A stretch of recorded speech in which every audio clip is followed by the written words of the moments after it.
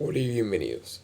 En el día de hoy vamos a hablar sobre lo que son los auxiliares del comerciante y las instituciones gremiales en la industria y el comercio.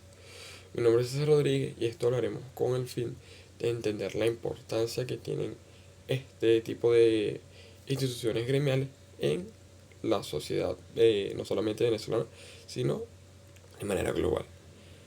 Ok, primeramente tendremos que empezar conociendo algunos conceptos como por lo menos lo que son principal, factor y dependiente.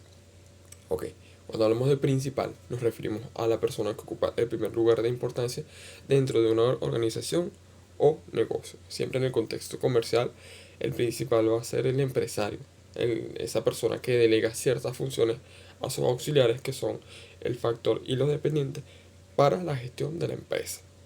Ok, luego viene lo que sería el factor. ¿Qué es el factor?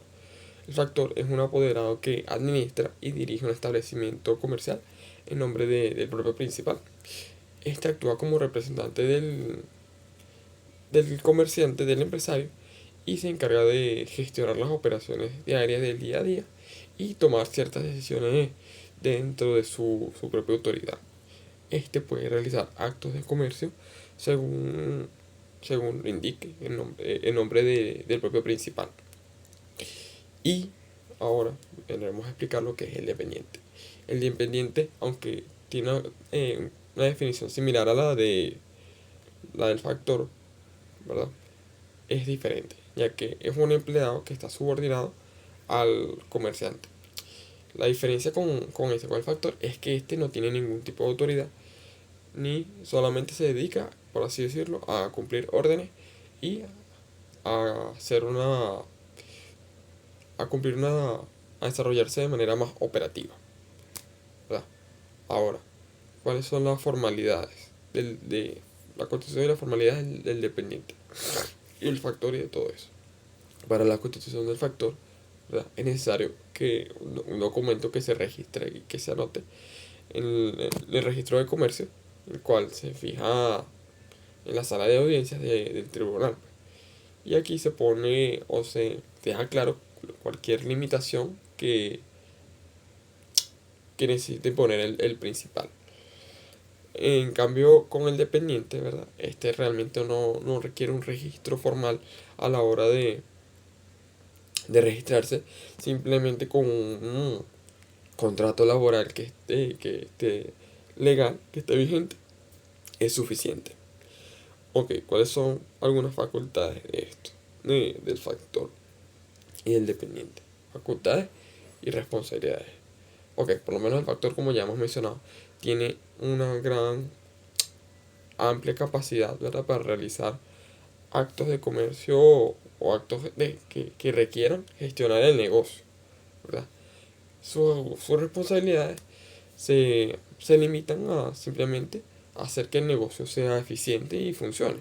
Y obviamente representar en transacciones comerciales al principal. Todas estas tareas, todas estas limitaciones deben estar eh, debidamente debidamente registrada en el registro de comercio. Se debe saber cuáles son las tareas y las limitaciones del el factor. Ok, facultades y responsabilidades del dependiente.